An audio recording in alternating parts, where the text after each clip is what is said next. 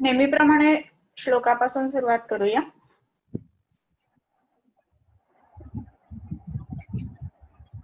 औत्सुक्यमोहारतिदाय जघान यो पूर्ववैद्याय नमोस्तु तस्मै.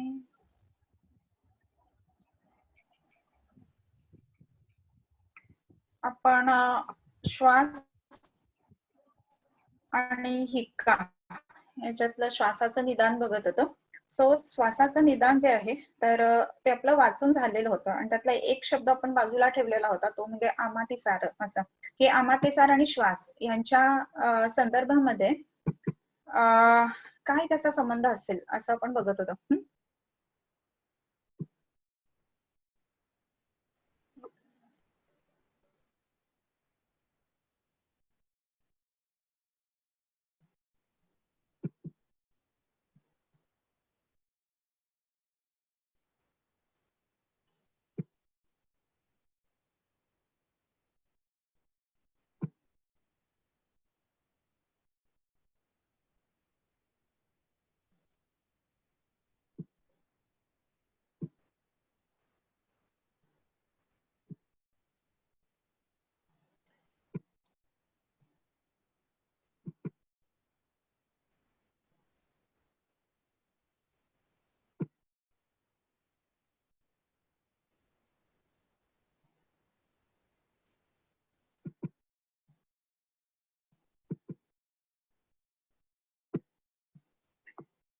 त्याच्यामध्ये तुम्हाला सगळ्यांना होमवर्क दिलेला होता की प्राणवह, उदकवह आणि अन्नवह स्रोतस त्याची दृष्टीची कारण लक्षणं या गोष्टी बघून घ्या म्हणून.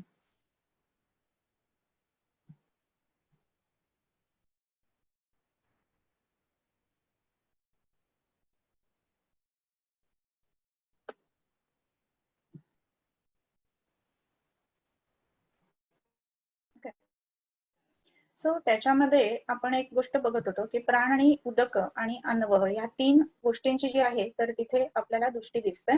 सो ही दृष्टी दिसत असताना त्याच्यामध्ये एक गोष्ट काय काय महत्वाची आहे तर त्या दृष्टीने आपण हे बघत होतो. सो त्याच्यामध्ये तत्र प्राणवहानाम स्रोतसाम हृदय मूलम महास्रोताच्या बरेच जणांनी केलेलं आहे बरं का होमवर्क, पण अजून काही जण असे आहेत की ज्यांनी नाही केलेलं आहे. सो त्याच्यामध्ये करणं जास्त योग्य गोष्ट आहे. प्राणवह स्रोतसाचं मूलस्थान काय तर हृदय मूलम महास्रोताच्या. आपण हे अगदी फर्स्ट इयर पासून शिकलेलं असतं. स्रोतसा पहिल्या वर्षाचा आपला BMS चा टॉपिक असतो प्राणवह स्रोतस, उदक, अन्न, 13 स्रोतस जी काही सांगितलेली आहेत ती.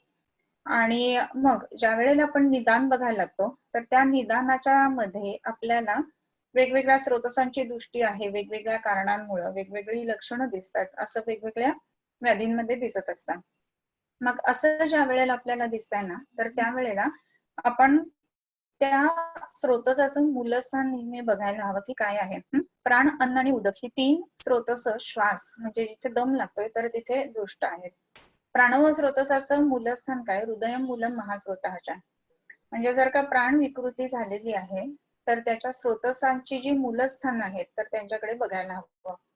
ह्या मूलस्थानातून ते स्रोतसांची दृष्टी होणार आहे. आणि सर्वसाधारणतः असं एक केलं जातं की स्रोतसाची जी दोन एंड्स आहेत तर ती म्हणजे एक एंड हे पहिलं दिलेलं असतं ते आणि दुसरं एंड जे आहे ते दुसरा जो शब्द असतो. दोन दोन मूलस्थानं प्रत्येकाची सांगितलेली आहेत. बरं. सो प्राणवाहनाम म्हणत असताना हृदय मूलम म्हणजे हृदयापासून सुरुवात आणि महास्रोताच्या म्हणजे त्याचं विलयन जे आहे किंवा त्याची त्या गोष्टीच्या पासन पुढे पुढच्या स्रोतसाचा जो पोषकांश तयार होतो तो महास्रोतस असं म्हटलंय. तर आपण श्वास घेतो, श्वास सोडतो आणि श्वास घेताना मात्र आपल्याला असं दिसतं की श्वास लंग्स मध्ये जातोय आणि श्वास लंग्स मधून बाहेर पडतोय.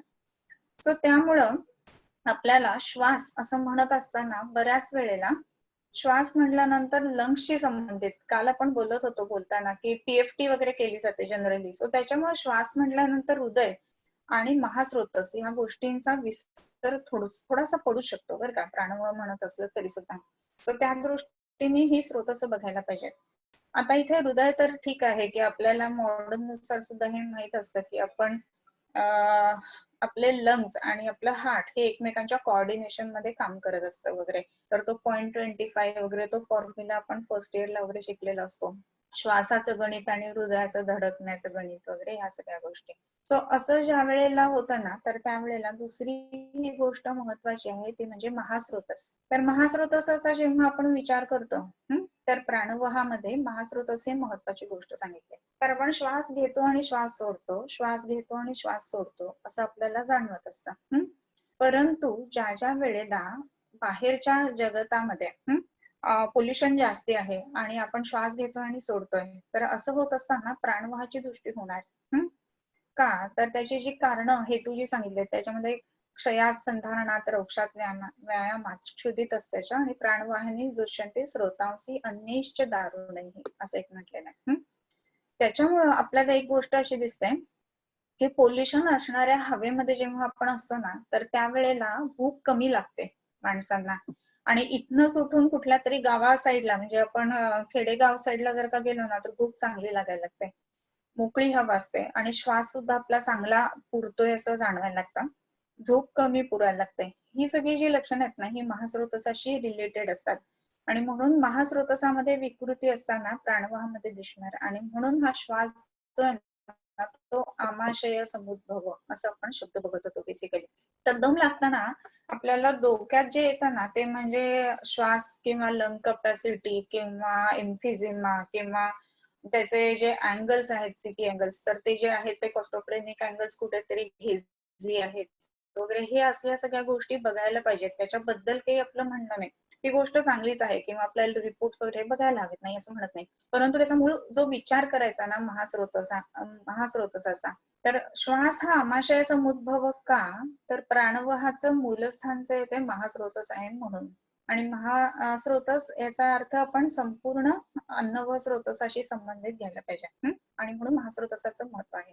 आणि मग ती लक्षणं जी काही सगळी दिलेली आहेत, प्रतुष्टानां तु खलु येषां विशेष विज्ञानं भवति तद् यथा अतिसृष्टम अतिबद्धम कुपितम अल्पाल्पम अभीक्ष्णवा सशब्द शूलम उच्छवसंतम दृष्ट्वा प्राणवाहानी अस्य स्रोतांसी प्रदुष्टानि इति विद्यान्. म्हणजे प्रत्येक वेळेला श्वास घेतानाची विकृती, अतिसृष्ट, अतिबद्ध, कुपित, अल्पाल्प, अल्पाल्प म्हणजे शॅलो ब्रिदिंग म्हणतो, अभीक्ष्ण म्हणजे खूप जास्त लेबर्ड ब्रिदिंग म्हणतो तसं, सशब्द आणि सशूल. सशब्द म्हणजे आपण ज्याला हे म्हणतो ना पिजन चेस्ट वगैरे, त्या पद्धतीनं आवाज येणं, कासम गुरगुर कमालेलं होतं ना शब्द तसा. आणि सशूलम श्वास घेत असताना बरगड्यांमध्ये दुखणं किंवा श्वास घेत असताना छातीमध्ये दुखणं, अशी ही सगळी लक्षणं असताना प्राणवायू स्रोतस जे आहे ते दुष्ट आहे असं समजावं. तर मुख्य मूळ जो मुद्दा होता, तर प्राणवायू स्रोतसाच्या विकृतीमध्ये जर त्याचं महास्रोतस हे जर का मूलस्थान असेल ना, तर आपण अन्नवाहाला सोडून प्राणवाहाच्या दृष्टीचा विचार करू नये. आणि म्हणूनच काय खाल्लंय हा प्रश्न महत्वाचा राहतो जेव्हा दम लागायला लागतो ना त्यावेळेला. विशेष करून आपण जर बघितलं असेल ना, तर मटकी छोले किंवा ते बिरड्या ह्या जर का गोष्टी खाल्लेल्या असतील ना, तर दम लागण्याचं प्रमाण जे आहे ना, तर ते जास्ती असतं असं आपल्याला पेशंटमध्ये आढळतं. सो त्या दृष्टीने आपल्याला हृदयमूलम महास्रोतहाच्या ही गोष्ट विसरायला नाही पाहिजे. तसंच उदकवह स्रोतसाचं जे आहे ना, तर त्याच्यामध्ये कारण जे आपण बघतो स्रोतसाच्या दृष्टीची कारण. तर उदकवाह स्रोतसाचं तालु मूल आणि क्लोम असं म्हटलेलं आहे. पण औष्ण्यात आमात भयात पानात अतिशुष्कान्न सेवनात, म्हणजे पुन्हा इथे वाताच्या विकृतीशी संबंध येते गोष्ट. आणि म्हणूनच इथे विशेष करून अन्नवह आणि त्याच्यानंतर उदकवह ह्या दोन स्रोतसांची आपल्याला दृष्टी दिसते ना, त्यावेळेला अंबुवाहिनी दुष्यंती आणि मग कृष्णाश्चाती पीडनात म्हटलेलं आहे. परंतु अतिशुष्कान्न सेवनात म्हणजे पुन्हा एकदा अन्नवह स्रोतसाशी संबंध आपल्याला इथे दिसून येतो. आणि म्हणूनच उदकाचा पण अन्नवाहाशी, प्राणवाहाचा अन्नवाहाशी असा असल्यामुळे आमाशय समुद्भवन ह्या पुन्हा एका शब्दाला महत्व येतं. आणखीन हा जो अन्न आहे अन्नवह स्रोतस, त्याच्यामध्ये आमाशय मूलम वामंच पार्श्वम, आणि आमाशय हे अन्नवह स्रोतसाचं मूलस्थान. आणि ह्या सगळ्याच्या गोष्टी आहेत त्या अन्नवह स्रोतसाला धरून आहेत. आणि म्हणूनच श्वास हा व्याधी सुद्धा अन्नवह स्रोतसाचा अशा दृष्टीने म्हणून आमाशय समुद्भवम असं म्हटलेलं आहे आणि म्हणून त्याचा पण विचार नक्कीच करायला पाहिजे. मग त्याच्यामध्ये ह्याची जी लक्षणं आहेत ना, अन्नवह स्रोतसाच्या दृष्टीची लक्षणं आणि त्याच्या दृष्टीची कारणं, याच्यामध्ये तर आपल्याला बऱ्याचशा गोष्टी माहिती आहेत. म्हणून आपण सगळं विचारतो की कशा पद्धतीनं खाता, किती खाता, त्याच्यानंतर वृक्ष खातायत का नाही खातायत वगैरे, ह्या सगळ्या गोष्टी महत्वाच्या राहतात. हे सगळं आपण बघत होतो. सगळ्यात एक महत्वाचा जो शब्द आपण बघत होतो की त्याच्यामध्ये आमाशय समुद्भवम, उरस्थ कुरुते श्वासम आमाशय समुद्भवम. बरेच जणांनी छान संप्राप्ती लावली. अमातिसार हा एक शब्द आपण सोडलेला होता, तर त्याच्यासाठी हे केलेलं होतं. आता तुमच्या लक्षात येईल अमातिसार आहे, म्हणजे अतिसार म्हणजे अन्नवह स्रोतसाची विकृती आहे. पुरीशवह आणि अन्नवह हे एकमेकांच्या सायुज्याने काम करत असतात. सो पुरीशवह दुष्ट जर असेल ना, तर अन्नवह दुष्ट दिसणारच. आणि अन्नवह आणि पुरीशवह या दोघांमध्ये एक कॉमन फॅक्टर असतो, तो म्हणजे आहार. विकृत आहार घेतला असेल तर पुरीशवह स्रोतस विकृती आणि त्याच्यातून होणारी पुढे अन्नवह स्रोतस विकृती. तर ह्या दोन गोष्टींचा आपण जेव्हा विचार करणार आहे की नाही, तर त्यावेळेला मग आमातिसार म्हणजे शरीरामध्ये सामता आहे, त्याच्यानंतर गतीमध्ये विकृती उत्पन्न झालेली आहे आणि तो जो आमातिसार आहे ना, तोही व्यवस्थित पद्धतीने बाहेर पडत नाही आणि शरीरामध्ये सामत आहे. अशी कंडिशन असताना त्याच्यामध्ये दम उत्पन्न होणं किंवा श्वास उत्पन्न होणं ह्या गोष्टी घडत असतात. आणि म्हणूनच ह्या तीनही स्रोतसांचे मूलस्थान तुम्हाला बघायला सांगितलेली होती मी. आणखीन एक महत्वाची गोष्ट सांगितलेली होती की त्याच्यामध्ये वाताच्या वृद्धीची लक्षणं आपण बघतो, तशी दुष्टीची पण लक्षणं सांगितलेली आहेत. तर ती जी काही दुष्टीची लक्षणं आहेत ना, तर काही काही खूप छान काढलेली आहेत बरं का, की त्याच्यामध्ये ते स्रंस व्यास व्यधस्वाप सादरुक्तोद भेदनम संगांग भंग संकोच वर्त हर्षण कर्षणम वगैरे हे आलेले आहे. परंतु एकेका वायूचं परत आलेलं आहे. तर ते तुम्हाला सांगते मी की वाग्भटाचा जो निदानाचा 16वा अध्याय आहे ना, तर त्याच्यामध्ये ह्या गोष्टी आलेल्या आहेत की एकेकाचा म्हणजे प्राणाचं, व्यानाचं, उदानाचं हे विकृती कशी ओळखावी, तर ते सुद्धा आपल्याला माहिती पाहिजे की ही उदानाची विकृती आहे, ही प्राणाची विकृती आहे, हे कसं कळणार आपल्याला. तर त्याच्यामध्ये वेगवेगळी कारणं त्याच्यामध्ये सांगितलेली आहेत. तर अपानेतु मले हरिद्र वर्णता रुजो अतिवृद्ध तापश्च योनी मेहन पायुषु श्लेष्मनात वावृते प्राणे. अवृतत्व वगैरे जिथे वर्णन केलेलं आहे ना, तर त्या ठिकाणी 16व्या अध्यायामध्ये वातरक्ताच्या अध्यायामध्ये एक एक प्राणाचं, व्यानाचं, उदानाचं दृष्टीची जी कारणं सांगितलेली आहेत ना, तर ती आपल्याला तिथे दिसत असतात. सो त्या पद्धतीनं 16व्या अध्यायातनं दृष्टीची जी कारणं आहेत एकेरी, तर तीही बघून घ्यायला हवीत. परवाच्या दिवशी आपण एक म्हणत होतो की प्राण वेगळा, उदान वेगळा, अपान वेगळा, समान वेगळा. परंतु असं सगळं होत असताना आपण एक बोललेलो होतो की आपण अभ्यासाच्या सौकर्यासाठी म्हणून त्याचे 5 प्रकार केलेले आहेत. तर त्याच्या एक उत्तम उदाहरण ह्याच्यानुसार एक सांगते तुम्हाला की सांख्यकारिकेनुसार की घटाकाश आणि मठाकाश असे दोन त्याच्यामध्ये सांख्यांनी कॉन्सेप्ट सांगितलेले आहेत. की मठाकाश म्हणजे काय, एखादं घर आहे आणि त्या घराचं जे आकाश आहे ते मठाकाश आहे. आणि त्याच्यामध्ये एखादा आपण घडा ठेवलेला आहे, तर त्या घड्यामध्ये सुद्धा आकाश आहे, म्हणजे घट आहे मातीचा, त्याच्यामध्ये आकाश आहे. म्हणजे हे आकाश वेगळं आहे आणि मठाकाश वेगळं आहे. परंतु म्हणजेच काय, हा प्राण वेगळा आहे, हा उदान वेगळा आहे, असं थोडक्यात सांगायचं मला म्हणजे. परंतु आता हा घट आहे ना, तो फुटला की मग ते दोन्ही एकच आकाश झाले ना. हे आकाश वेगळं आणि हे आकाश वेगळं असं असतं का, तर नाहीये. तर त्याची उपाधी धारण केलेली म्हणून त्या आकाशाला आपण त्या नावाने संज्ञा देतो. त्याच पद्धतीनं हा जो प्राण आहे तो ह्या पद्धतीनं काम करतो, ह्या पद्धतीनं अपान काम करतो, असं जे वर्णन केलेलं आहे ना, तर ते एक्सप्लेन करण्यासाठी म्हणून हा सांख्यकारिकेचा घटाकाश आणि मठाकाशाचा उल्लेख. त्याच्यानंतर आपण श्वास पूर्ण वाचलेला होता, हिक्का पूर्ण आता करूयात आपण त्याच्या पुढे. आता हिद्मा निदानम. मग त्याच्यामध्ये श्वासैक हेतु प्रागरूप संख्या प्रकृती संश्रयाः हिद्मा भक्तोद्भवा क्षुद्रा यमला महती इति च गंभीरा च. श्वास एक हेतु प्रागरूप संख्या प्रकृती संश्रयाः. श्वासाचा जो हेतू आहे त्याच पद्धतीनं तोच हेतू असणारा, एक हेतू असणारा, एक प्रागरूप असणारा, एक संख्या असणारा, एक प्रकृती असणारा आणि एक संश्रय असणारा, म्हणजे श्वासाची जी जी जशी संप्राप्ती आहे, त्याचा जो जो अवयव आहे, जे जे त्याचे स्रोतस आहेत, त्याच गोष्टींना त्याच ठिकाणी आश्रित होऊन काय उत्पन्न होते, तर हिक्का उत्पन्न होते. मग हिक्केचे जे प्रकार आहेत त्याच्यामध्ये हिक्का म्हणजे उचकी लागणं आपण ज्याला म्हणतो ते, हिद्मा, भक्तोद्भवा, क्षुद्रा, यमला, महती इतिच आणि गंभीराच. पुन्हा मग यमलेचे ह्याचे सुद्धा हिक्केचे सुद्धा 5 प्रकार सांगितलेले आहेत. मग ह्याच्यामध्ये एकेकाचं वर्णन. मरुत्तत्र त्वरया अयुक्ती सेवितैहि वृक्ष तीक्ष्ण खरसात्मे अन्नपानैश्च पीडिताः करोति हिद्मां अरुजां मंद शब्दां चवानुगां शमं सात्मान्नपानेन या प्रयाती स सान्नजा. ही जी स अन्नजा हिक्का, अन्नजा हिक्का जी सांगितले म्हणजे भक्तोद्भवा हिक्का. तर ही भक्तोद्भवा हिक्का जी आहे ती कशी आहे, तर मरुत तत्र, मरुत म्हणजे वायू, त्वरया अतियुक्ती अयुक्ती सेवितैहि, अयुक्त म्हणजे अयोग्य पद्धतीनं खाणं घेणं. कशा कसलं, तर वृक्ष तीक्ष्ण खर असात्म्य अन्नपानैहि प्रपीडिताः, प्रपीडिताः मरुत असं आहे. करोती हिद्माम म्हणजे ह्याच्यातला संपूर्ण ह्याच्यातला वर्ब किंवा क्रियापद काय, तर करोती. किम करोती, हिद्माम करोती, हिद्मा उत्पन्न करते.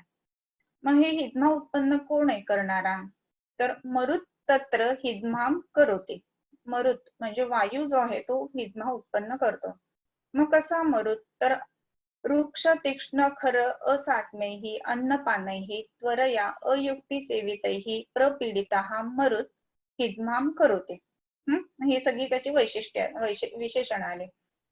कसा हा सगळा जो मरुत किंवा वायू आहे, तर ज्याच्यामुळे त्वरया खूप फास्ट खाल्लेला आहे म्हणून, किंवा अयुक्त अयोग्य पद्धतीनं, ज्याला आपण बुफे डिनर म्हणू, हातात घेऊन खाणं किंवा जाता येता खाणं, किंवा काय काय ते टिकटॉक वरचे तुमचे हे असतात ना चॅलेंजेस, की शेंगदाणे वरती उडवायचे आणि तोंडात पकडायचे वगैरे, तर हे असले जे चॅलेंजेस आहेत ते अयुक्ती सेवितैहि असं आहे.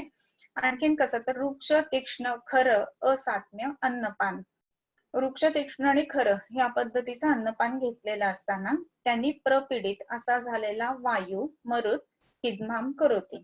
मग या हिद्माचं लक्षण कसं आहे किंवा तिचं स्वरूप कसं आहे, करोती हिद्माम अरुजाम मंद शब्दाम क्षवानुगाम. ह्या हिद्मा जो आहे तो मंद शब्द आहे, म्हणजे थोडासाच आवाज येतोय, त्याच्यामध्ये सगळ्यांचं लक्ष वेधून गेले एवढा मोठा आवाज नाही येते, मला लागली कोणाची एवढा मोठा आवाज नाहीये. आणि ही हिक्का कशी आहे, तर अरुजा, त्याच्यामध्ये फार त्रास होतोय असं नाही, म्हणजे हिक्का होताना अगदी सगळे आतनं पिळवटून नेतोय अशा पद्धतीचं होत नाही. मग अशी जी हिक्का आहे ना, तर ती हिक्का जी आहे तर ती ज्याला आपण भक्त म्हटलं की अन्न विकृत सेवनामुळे घेतलेली, म्हणजे अयुक्ती सेवितैहि अशी हिद्मा भक्तोद्भवा असा जो पहिला प्रकार सांगितलेला आहे तो. आणि कसं आहे, आता ही हिक्का कशी घडते, तर कफानी रुद्ध आहे, व्यान विकृती आहे, कारण ती छातीच्या ठिकाणी दिसते आपल्याला, आपण तो बघितलेला होता.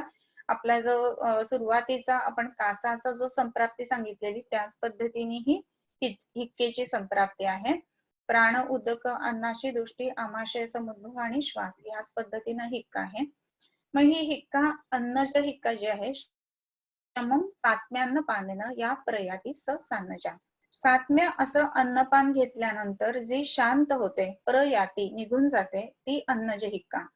मग हिक्का लागल्यानंतर नॉर्मली आपण म्हणतो जा थोडं पाणी घेऊन ये, मग पाणी प्यायल्यानंतर कमी येतं, पाण्याने नसेल कमी येत तर आपण म्हणतो थोडस साखर खा आणि मग पाणी पी, मग त्याने कमी येतं. म्हणजे हे कमी प्रमाणामध्ये किंवा फार त्रास नसणारी अशी जी हिक्का आहे ना, ती उचकी जी आहे ती अन्नज हिक्का अशी आहे. त्याच्यानंतर आयासात पवन क्षुद्र क्षुद्राम हिद्माम प्रवर्तयेत जत्रु मूल प्रविसृतान अल्पवेगा मृदुंचसा वृद्धिम आयासतो यांती भुक्त मात्रेच मार्दवम.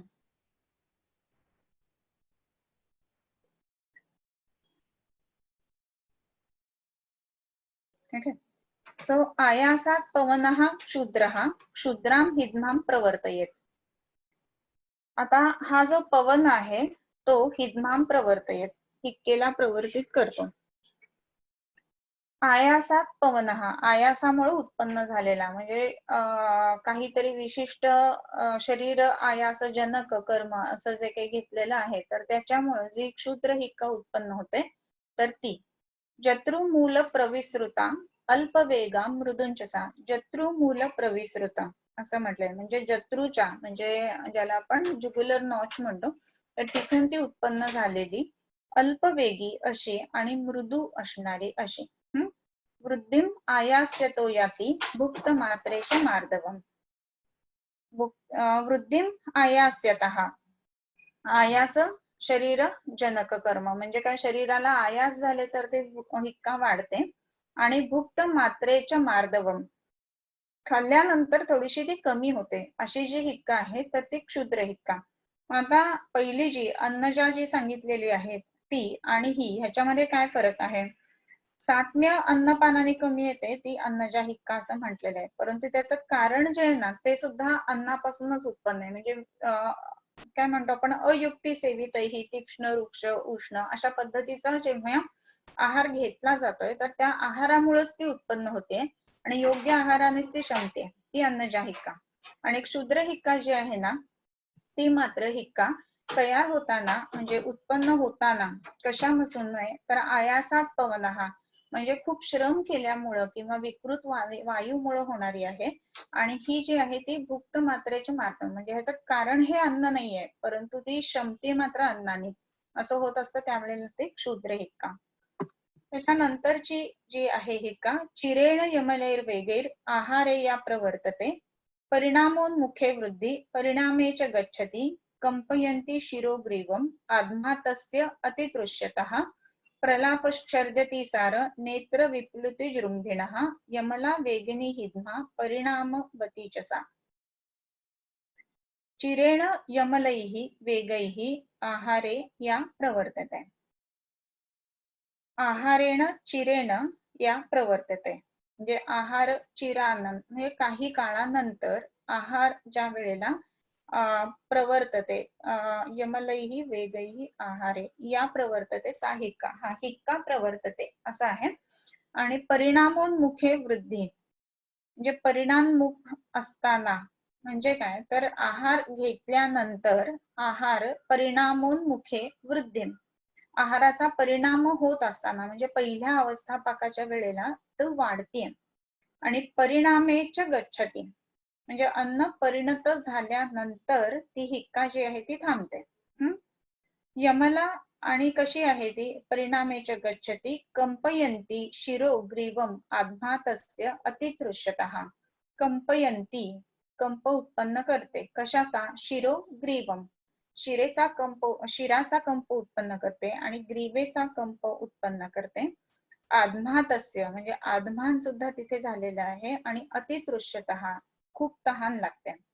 आता आपण ज्या ज्या वेळेला पेशंट्स बघतो ह्याचे पेशंट असतात की कंपवाताचे जे जे पेशंट असतात तर मग त्याच्यामध्ये हे लक्षण टिपिकली येत असतं की शिरक कंप असतं आणि ग्रीवा कंप असतो. म्हणजे मान हल्ल्यासारखी वाटते असं म्हणतात. आणि हे जे पेशंट असतात ना तर त्यांना उचकी सुद्धा त्या दरम्यान लागत असते आणि ते विसरलेले असतात आणि मग त्याच्यानंतर फक्त ते लक्षण राहतं आणि पेशंट बऱ्याच वेळेला येतात. तर कंपवाताचे जे पेशंट असतात ना तर त्यांच्या संदर्भामध्ये औषध देताना आपल्याला हिक्केतून सुद्धा त्याचा विचार करावा लागतो. बऱ्याच वेळेला हिक्का तुम्हाला त्यावेळेला होती का हा प्रश्न पण विचारायला राहिलेला असतो. सो हिक्केचा विचार जो आहे तो त्या पद्धतीने करायला पाहिजे. आपण एक काल बघितलेला होता शेवटचा जो श्लोक आहे त्याच्यामध्ये हिद्मा श्वासो तथा तोही मृत्यूकाले कृतालय असं म्हटलेलं आहे. आणि हे कंपवाताचे जे जे पेशंट्स असतात ना ते दिसायला सिंपल साधे वाटतात आपल्याला सुरुवातीला, परंतु जसे एक्सटर्नली ह्या गोष्टी घडत असतात मग ते उजव्या हातात येतं मग डाव्या हातात मग उजव्या पायात डाव्या पायात असं करत पूर्ण शरीर त्यांचं कंपमान होत असतं. आणि असं घडत असताना इंटरनल मसल्स वरती पण त्याचा परिणाम होतो आणि मग हळूहळू करत हे पेशंट जे आहे ते मरणप्राय जात असतात. सो ह्या दृष्टीने आणि मॉडर्न सायन्स मध्ये ते तर बोलतात ह्याच्यासाठी काही मेडिसिन नाहीये म्हणून. तर एकांतिक वातकर्पातून उत्पन्न झालेला कंप म्हणून नानात्मज व्याधींमध्ये जसा कंप येतो ना तसं ही हिक्केच्या सोबत आलेला कंप असा एक विचार करायला पाहिजे. कारण हिक्का जी आहे ना तर ती मृत्यूप्रत नेणारी आहे. जर का ती विकृत पद्धतीने आलेली असेल त्या तर म्हणून मग ह्याचा विचार आपण थोडासा कंपवाताप्रमाणे करायला हरकत नाही. शिरोग्रीवम आह्नातस्य अतितृष्यतः प्रलापः छर्दी अतिसार नेत्र विप्लुती जृंभिणः. आता लक्षणं कशी आहेत बघा त्याच्या बरोबरची. प्रलापहा म्हणजे हे कुठेतरी विकृत वाताकडे पुन्हा जायला लागला, प्रलाप उत्पन्न होतो. त्याच्यानंतर छर्दी अतिसार म्हणजे छर्दी सुद्धा होते, अतिसार सुद्धा होतोय. या दोन्ही गोष्टी ज्या वेळेला होतात ना त्यावेळेला अन्न व स्रोतसाचं वाट लागलेली थोडक्यात म्हणजे बरं. नेत्र विप्लुती, प्लुत म्हणजे ओतप्रोत भरलेले या अर्थाने आणि डोळे भरून येणं या अर्थाने. नेत्र विप्लुती अतिजृंभिण खूप जास्ती जांभया येणं. जसं आपल्याला आता 3:30ला उठून मस्तपैकी जेवण झाल्यानंतर लेक्चरला बसताना थोड्याशा येऊ शकतात, पण ते जे आहे ना जांभया ती प्राकृत गोष्ट झाली जृंभा ही. जृंभेची संप्राप्ती आणि श्लोक शोधायचा होमवर्क तुमच्यासाठी. सो हे जे आहे इथली जांभई मात्र जृंभा इथली जी आहे ना तर ती हिक्केशी संबंधित आहे. म्हणजे ते काही केलं ते अनइझी होत असतं, रेस्टलेस असतात हे पेशंट. तर अशी जी आहे ती यमला, आणि ह्याच्यामध्ये ना यमला म्हणजे 2 किंवा ट्विन या अर्थाने येतो. तर ही यमला हिक्का जी असते ना ती नेहमी डबल डबल आवाज करणारी असते. म्हणजे एकच हिक्का येऊन थांबत नाही त्यांना, म्हणजे असे 2-2 आवाज काढतात म्हणजे हे लोक. तर अशी ती असते, तर ती यमला म्हणून म्हणून तिचं नावच यमला हिक्का असं दिलेलं आहे. त्याच्यानंतरची जी आहे तर ती महती हिक्का. स्तब्ध भ्रू शंख युग्मस्य सास्र विप्लुत चक्षुषः स्तंभयन्ति तनुं वाचं स्मृतिं संज्ञाञ्च मुष्णति रुन्धन्ति मार्गम् अन्नस्य कुर्वति मर्मघट्टनं पृष्ठतो नमनं शोषो महाहिद्मा प्रवर्तते महामूला महाशब्दा महावेगा महाबला. आता ही महती हिक्का आहे. म्हणजे आपण हिक्केचे जे प्रकार बघतोय का नाही त्याच्यामध्ये हिद्मा, भक्तोद्भवा, क्षुद्रा, यमला आणि महती. हिद्मा भक्तोद्भवा बघितले की खाण्यामुळे उत्पन्न झालेली आणि खाण्यामुळेच आपल्याला त्याचं शमन होतंय. क्षुद्र हिक्का जी आहे ती आयासात पवनहा बघितलेली की वायूच्या एकांतिक ह्याच्यामुळे वाढलेली, परंतु ती अन्नपानाने कमी येते. यमला हिक्का जी आहे ना ती मात्र थोडीशी परिणामवती असं मानलेलं आहे. तर त्याच्यामुळं आहाराशी संबंध तिचा निश्चित आहे की ज्या वेळेला आहार परिणत होत असतो त्यावेळेला सामता तिथे जास्त असल्यामुळं ती हिक्का उत्पन्न होते. आणि हा आहार परिपाक झाल्यानंतर परिणामेच गच्छती, आहाराचा पाक झाला की मग ही हिक्का जी आहे ती जाते. तर अशी ही जी हिक्का आहे तर आणि ती डबल डबल येते म्हणून तिला यमला म्हटलंय. आणि वेगिनी असा एक शब्द वापरलाय, तर वेग ह्याचे जास्ती असतात. म्हणजे ही हिक्का येते ना यमला हिक्का ती त्रास देणारी हिक्का आहे. पहिल्या ज्या 2 होत्या ना त्या अशा काही खूप त्रास देत नाहीत, रादर त्याच्यामध्ये बाकीच्या सगळ्यांची एंटरटेनमेंट होत असते. परंतु ही जी यमला हिक्केपासून ज्या पुढच्या आहेत ना त्या मात्र त्रास देणाऱ्या हिक्का आहेत. स्तब्ध भ्रू शंख युग्मस्य शास्त्र विप्लुती चक्षुषः स्तंभयन्ति तनुं वाचं स्मृतिं संज्ञाञ्च मुष्णति रुन्धन्ति मार्गम् अन्नस्य कुर्वति मर्मघट्टनं पृष्ठतो नमनं शोषं महाहिद्मा प्रवर्तते महामूला महाशब्दा महावेगा महाबला. महाहिद्मा प्रवर्तते याच्यातला मूळ धातू झाला प्रवर्तते. महाहिद्मा कथम प्रवर्तते, कशी प्रवर्तते, तर ती काय काय करते. स्तब्ध भ्रू शंख युग्मस्य स अस्र विप्लुत चक्षुषः. स्तब्ध भ्रू शंख युग्मस्य, युग्म म्हणजे 2, ज्याच्यामध्ये दोन्ही भुवया आणि दोन्ही शंख प्रदेश ज्याला आपण हे म्हणतो तर हे ताठ झाल्यासारखे एकदम होतात.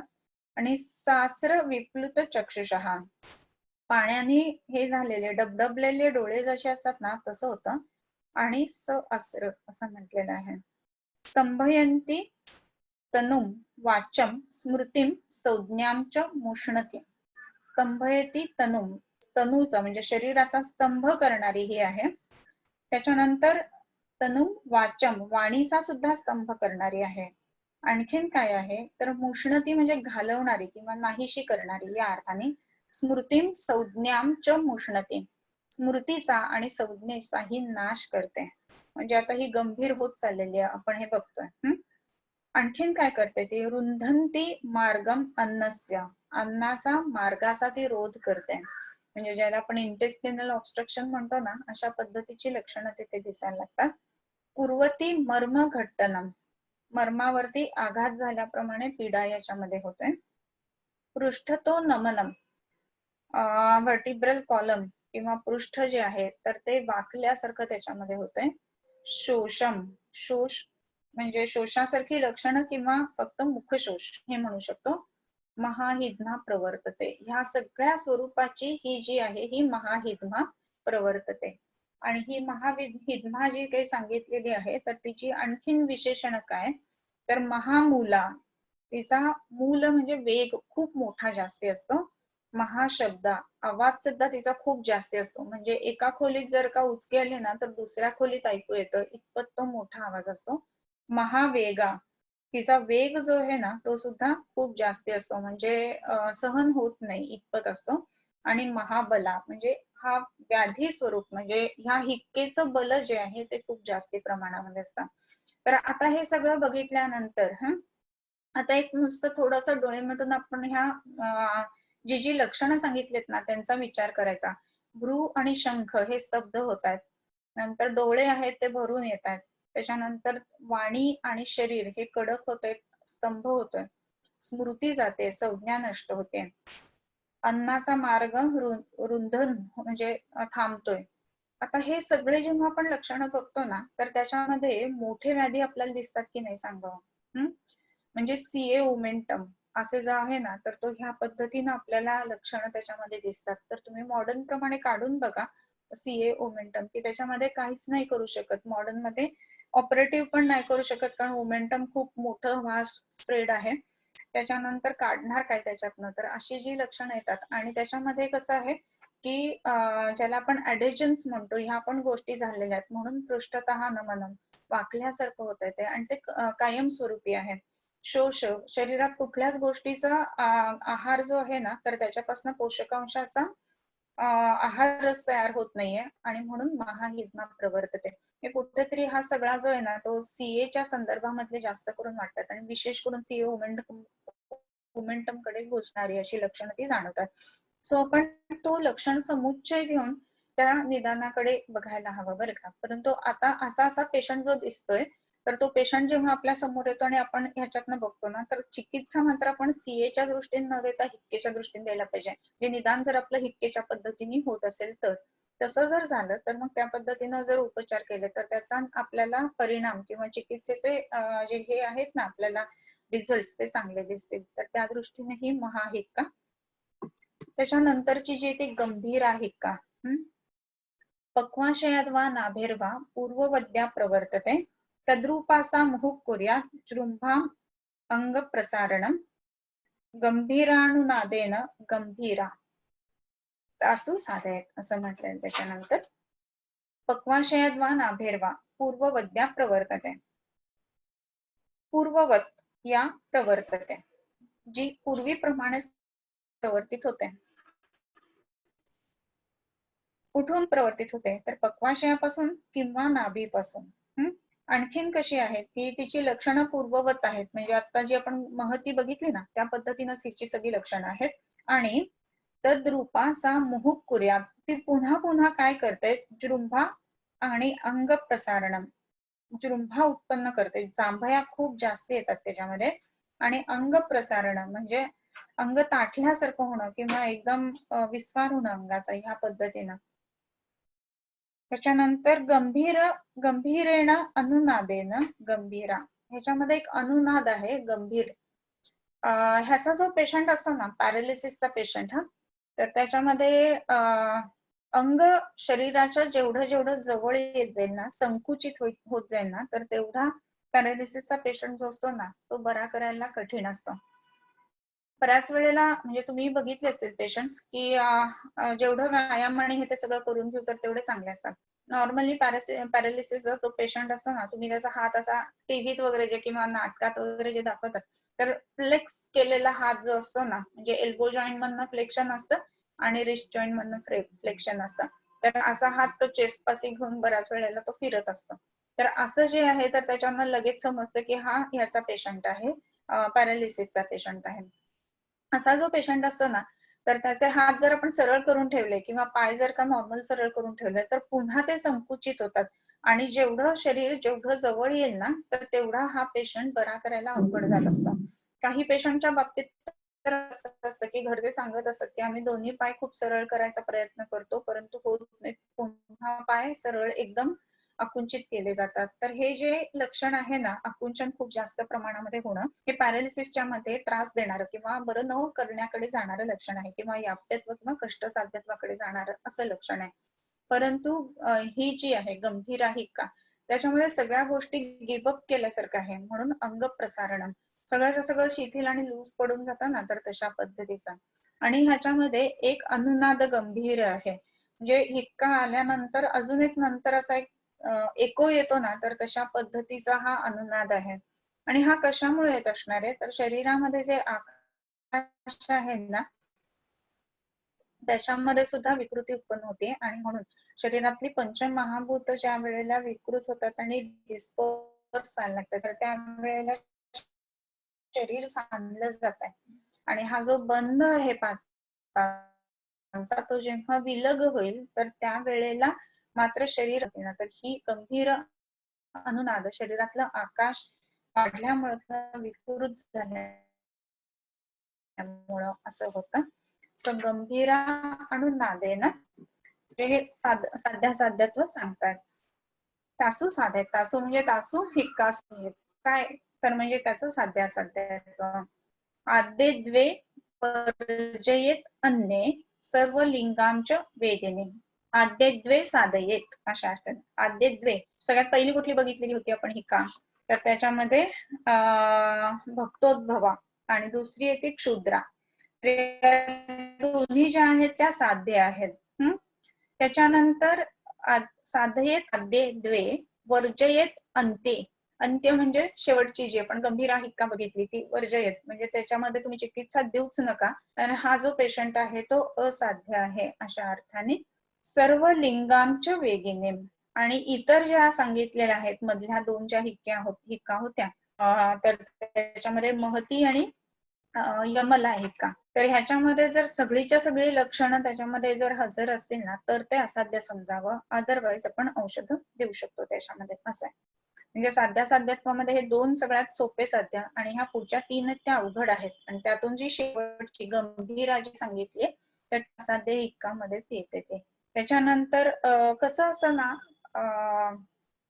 एक तुम्ही बघितलं असेल हा बेबीज जे असतात 9th month मधले NST वगैरे करायला सांगतात पेशंटला आणि मग NST करत असताना रिपोर्ट वगैरे आपण बघतो तर त्याच्यामध्ये फिटल डिस्ट्रेस आहे असा जेव्हा रिपोर्ट येतो ना तर त्यावेळेला हार्टबीट्स बेबीचे जे असतात ना ते 180 190 पर्यंत गेलेले असतात.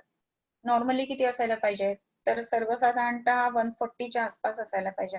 160 पर्यंत गेले तर थोडस अलार्मिंग आहे आणि 180 पर्यंत गेले तर अरे नाही डिस्ट्रेस मध्ये चला लवकर LSCS करून घ्या असं आपल्याला सांगितलं जातं. परंतु ह्याचा अर्थ काय की पेशंट आत बेबी कुठेतरी हालचाल करते आणि ती रिॲक्ट करते कुठल्या तरी गोष्टींना आणि जेव्हा ती गिव्हअप करते ना त्यावेळेला ब्रॅडीमध्ये जायला लागतं बरोबर. आणि त्याच्यामुळे 180च्या खालती म्हणजे 120च्या खालती 100 90 वगैरे जेव्हा हे कार्डियाक पल्सेशन्स बेबीचे येतात ना तर ते जास्त त्रासदायक असतं आणि म्हणूनच ठोके कमी झालेत हे जास्त अवघड असतं. ठोके वाढलेत ही गोष्ट ठीक आहे. त्याच्यामध्ये तुम्ही बघितलं असेल की यमला जी आहे ना तर त्याच्यामध्ये ती जास्त पद्धतीनं व्यक्त होतीये. त्याच्यानंतर महा जी आहे तर त्याच्यामध्ये सुद्धा व्यक्तीकरण जास्ती आहे आणि संज्ञा वगैरे जरी घेत असली ना तरी सुद्धा तिथे कुठेतरी प्रयत्न आहे शरीरामध्ये. परंतु ही जी आहे गंभीर आहे का तर तिथे गिव्हअप केल्यासारखं आहे म्हणून शरीर जे आहे ते एकदम अंग प्रसारणम हे लक्षण त्याच्यामध्ये आलेलं आहे आणि म्हणूनच गिव्हअप केल्यानंतरची जी लक्षणं येतात ना ती गंभीर येतात आणि म्हणून वर्जयेत अंत्ये असं म्हटलंय. अंत्य म्हणजे गंभीर आहे का जी आहे ती वर्ज करावी.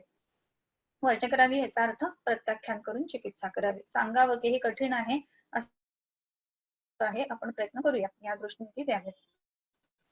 त्याच्यानंतर सर्व लिंगांच्या वेगिनी, खूप वेगवत असणारी आणि सर्वच्या सर्व लक्षणं हजर असणारी अशा ज्या मधल्या यमला आणि महती ज्या सांगितल्या त्या हिक्का ज्या आहेत तर त्यांची चिकित्सा या पद्धतीने करावा. सर्वाश्च संचितामस्य स्थविरस्य व्यवायिनः व्याधिवे क्षीण देहस्य भक्तच्छेद सेवा. आणखीन कुणाकुणाचा हे करावा असाध्य समजावी तर सर्वाश्च संचितामस्य असं संचितम आमस्य संपूर्ण शरीरामध्ये संचित आमाची लक्षणं दिसत असताना त्याच्यानंतर स्थविरस्य, स्थविर म्हणजे जरायुक्त किंवा वय झालेला वयस्कर असा जो आहे तो, आणि व्यवायिन नित्य व्यवहार करणारा जो आहे तो, व्याधीभिही क्षीण देहस्य जे जे क्षीण देह व्याधी आहेत त्यांच्यामध्ये, आणि भक्तच्छेद क्षतस्य वा असं म्हटलंय. भक्तच्छेद म्हणजे काय की खाण्याचा छेद झालेला आहे असा, म्हणजेच काय की ज्याचं खाणं पूर्णपणे तुटलेलं आहे असा, किंवा भक्तच्छेद क्षतस्य म्हणजे क्षत झाल्यामुळं जे क्षीण झाल्यामुळं त्याचं खाणं पूर्णपणे थांबलेलं आहे. तुम्हाला जर का माहित असेल ना तर गावाकडे वगैरे जनरली ह्या गोष्टी माहित असतात की अन्न सोडलंय एखाद्या म्हणजे वयस्कर माणसाने असं जेव्हा होतं ना त्यावेळेला ते लोक स्वतःहूनच सगळ्यांना बोलवून घेतात, कारण अन्न जोपर्यंत शरीर घेत असताना तोपर्यंत त्याचा शरीर आणि ह्याचं सांधलेलं जे काही गोष्ट आहे ना ती टिकून असते. पण अन्न ज्या वेळेला सोडलं जातं तर तसं जेव्हा होतं त्यावेळेला हे पंचत्वाचा जो बांधा आहे ना तर तो निखळायला सुरुवात होत असते, आणि म्हणून अन्न तोडणं किंवा अन्न सोडणं त्या पेशंटनी ही गोष्ट जी असते ती त्रासदायक असते खूपच जास्त, आणि ते जे आहे ते असाध्य समजावं. सर्वेपि रोगा नाशाय न त्वेवं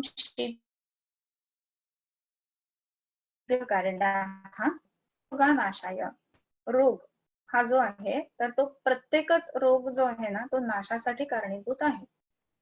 न तू एवं शीघ्रकारिणः, परंतु ह्याच्या इतका, न तू एवं ह्याच्या इतका तो शीघ्रकारिण नाही. हिक्का किंवा श्वास हे जेवढे शीघ्रकारी आहेत तर तेवढा इतर कुठलाच रोग नाही, आणि म्हणूनच हिद्मा श्वासौ तथा तौही मृत्युकाले कृतालय, हे सगळं द्विवचनात आहे. कारण हिद्मा श्वासौ काय म्हणतो तो द्वंद्व समास असतो ना, तर हिद्माच श्वासाच हिद्मा श्वासौ, राजाहाच रंकहाच राजा रंकौ असं काहीतरी असतं ना तशा पद्धतीने. तर हिद्मा श्वासौ हे जे दोघं आहेत ते तौही मृत्युकाले, मृत्युकाल आल्यानंतर कृत आलयो त्या ठिकाणी त्यांनी स्वतःहून घर करून राहिलेले असतात, अशा पद्धतीचे हे दोन व्याधी आहेत. आता इथे सर्वेपी रोगाः नाशाय असं म्हणलंय, सगळंच रोग जे आहे ते नाशासाठी, शरीराच्या नाशासाठी कारणीभूत आहेत, परंतु ह्याच्या इतके शीघ्रकारी नाही. तर आता आपण हे बाहेरचं सगळं वातावरण वगैरे बघतो आणि रेस्पिरेटरी डिस्ट्रेस मध्ये जे जे पेशंट गेलेले असतात तर रेस्पिरेटरी डिस्ट्रेस मधनं बाहेर काढणं पेशंटना ही एक मोठं कौशल्य असतं, आणि त्या दृष्टीने जर विचार करायचा आपल्याला झाला ना तर श्वास आणि हिक्क्यातनं आपल्याला ह्या पद्धतीच्या ARDS जे पेशंट असतात ना त्या सगळ्या पेशंटकडे आपल्याला बघायला पाहिजे. आणखीन एक महत्वाची गोष्ट ह्याच्यामध्ये अशी आहे की सगळेच रोग जरी नाशासाठी कारणीभूत असतील ना तरी ते चिरकारी आहेत, त्याच्यामुळे त्यांची पण सावकाश चिकित्सा करू शकतो, परंतु हा शीघ्रकारी रोग असल्यामुळे ह्याच्यामधली जी चिकित्सा आहे ती सुद्धा तेवढीच अशुकरी असायला पाहिजे, कारण रोग हा शीघ्रकारी आहे म्हणून. सो त्या दृष्टीने ह्याच्यामध्ये औषधांचा विचार आपण नेहमीच करायला हवा. सो श्वास आणि हिक्का ह्या ज्या काही दोन्ही गोष्टी आहेत ना तर त्याचा विचार नेहमी, म्हणजे दम लागलाय का ठीक आहे उद्या या दवाखान्यात, नेवर, दम लागलाय का आत्ताच्या आत्ता औषध घ्या असं असायला पाहिजे. याचे कारण शीघ्रकारीण आहे तो, आणि म्हणूनच नेहमी त्याची चिकित्सा सुद्धा त्याच पद्धतीनं व्हायला हवी. आणि म्हणूनच हिद्मा आणि श्वास या दोन गोष्टींना संपूर्ण याच्यामध्ये खूप जास्ती महत्व आहे. जसं ज्वराला महत्व आहे ना तेवढंच महत्व हिक्का आणि श्वासाला आहे. आपण श्वास एक वेळ जरा हे बघतो बरं का, आपण हिक्का व्याधी म्हणून असा बघत नाही, कारण हिक्का जेव्हा आपण बघतो ना त्यावेळेला आपण अन्नच्या किंवा भक्तोद्भवा हिक्का आहे ना तर त्याच अँगलनी हिक्केकडे बघत असतो. तर हिक्का लागलीये तर असे जे जे पेशंट्स असतात तर इतर जे मोठे व्याधी आहेत ना ज्याच्यामध्ये विशेष करून आपल्याला ही आता महती आणि गंभीरा या दोन हिक्का दिसतात असे मॉडर्न नुसार किंवा आयुर्वेदानुसार असे डायग्नोसिस जे आहेत ना ते काढायचे, किंवा अख्ख्या ग्रंथांमधनं हिक्का हा शब्द संपूर्ण शोधून काढायचा की कुठे कुठे आलेला आहे. तर ह्याच्यामध्ये जर का आपण बघितलं ना तर कार्डियक डिसिजेस मध्ये पण दिसतं, रिनल डिसिजेस मध्ये हिक्का आलेले खूप दिसतात पेशंट बरं का, कारण की त्याच्यामध्ये युरेनिया खूप मोठ्या प्रमाणात वाढलेला असतो त्याच्यामुळे. त्याच्यानंतर हे जे असतात ना मद्यपी पेशंट्स असतात ना तर त्यांच्या बाबतीमध्ये हिक्का आपल्याला खूप मोठ्या प्रमाणामध्ये दिसत असतो. त्यांच्यामध्ये अमोनिया शरीरामधला किंवा ब्लड लेवल अमोनियाची खूप वाढलेली असते, त्याच्यामुळे या गोष्टी घडत असतात. त्याच्यानंतर ह्याचे यकृताशी संबंधित जे जे व्याधी असतात लिव्हर डिसीजेस तर त्याच्यामध्ये सुद्धा दिसतात. यकृतोदर किंवा यकृत दाल्यूदर जो आहे त्याच्यामध्ये आपल्याला हिक्का लागलेली दिसते. त्याच्यानंतर लिव्हरचे जे ऍप्सेस असतात इंटरनल ऍप्सेसेस तर त्याच्यामध्ये सुद्धा हिक्का आपल्याला बऱ्याच वेळेला दिसत असते. त्याच्यानंतर ह्याच्याशी रिलेटेड जे आहेत ना हेड ऑफ पँक्रियाचा जो सीए आहे त्याच्यामध्ये हिक्का दिसते. तर तुम्ही ही सगळी लिस्ट आहे ना हिक्काची ती सेपरेट वेगळी एक काढा, म्हणजे तुम्हाला पेशंट ज्या वेळेला उचकी लागते असं जेव्हा लक्षण सांगतो ना तर ते नक्की कशात बसतंय हे आपण लगेचच बघायला पाहिजे. सो तुम्हाला हा एक दुसरा होमवर्क आहे की सुरुवातीपासून ते शेवटपर्यंत संपूर्ण हिक्का आपण ह्याच्यामधनं शब्द हा काढायचा असे. त्याच्यानंतर शंका काही असेल तर विचारा. आजचा हा हिक्का श्वास आपला वाचून पूर्ण झालेला आहे, आपला श्वास आणि त्याच्यानंतर चा हिक्का हा कम्प्लीट झालेला आहे. मोस्ट प्रोबॅबली तुम्हाला जे ह्याचे दिलेले आहेत ना रक्तपित्त कासाचं निदान ते तुम्हाला पाठ करायला सांगितलेलं होतं. सो त्याप्रमाणे तुम्ही ते पाठ केलेलं असेल असं मला वाटतंय. ओके, सो आपण क्वेश्चन्स घेऊया. तुमचे काही क्वेश्चन्स असतील तर विचारा.